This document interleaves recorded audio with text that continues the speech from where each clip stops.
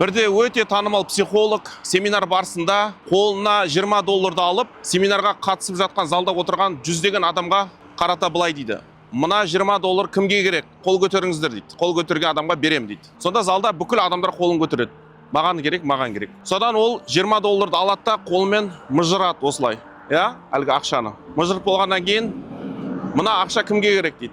Адамдар тағы да қол көтереді, маған керек дейді. Содан кейін ол ақшаны алады да $20 купюрасын жерге тастайды да аяғымен таптайды. Содан соң сұрайды, мына $20 кімге керек дейді. Адамдардың барлығы тағы да қолын көтеріп маған керек дейді. Сонда әлгі психолог айтады, сендер бүгінгі семинарда өте маңызды, өте керемет сабақ алдыңыздар. Ол не? $20 дейді да, қанша оны мыжысам да, қанша оны жерге аяғымның астына қойып таптасам да, ол өз құндылығын жоғалтқан жоқ дейді да. Дәл сол сияқты сіз де өмірден қаншалықты қиыншылықтар көрмеңіз, қандай бір қателіктер жасамаңыз, қандай ағаттықтар жібермеңіз, сіз өз құндылығыңызды ешқашан жоғалтпайсыз. Сіз әрқашан өзіңіздің жақындарыңыз үшін, өзіңіз үшін құнды болып қала бересіз. Енді бұл жерден алатын түйін достар. Сізді өмір қаншалықты таптамасын, қаншалықты мыжымасын, мыжырмасын, қаншалықты өмірде қиындықтар көрмеңіз. Ең бастысы сіздің ішкі құндылығыңыз, өзіңізді жоғары бағалауыңыз бұл ішкі тұрақтылығыңыздың белгісі.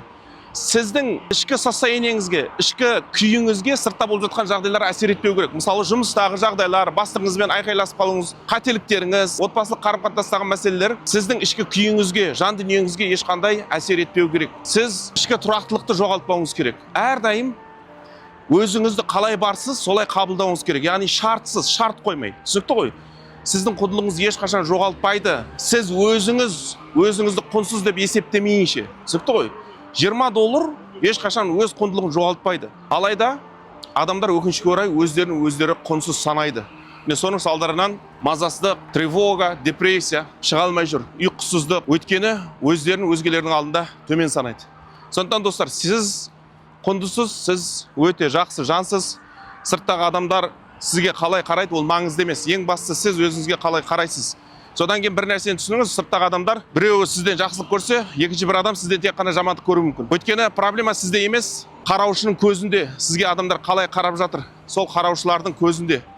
Красота в глазах смотрящего дейді да философтар. Әдемілік қараушының көзінде дейді. Сондықтан достар, өзіңізді төмен тастамаңыз. Сіз құндысыз.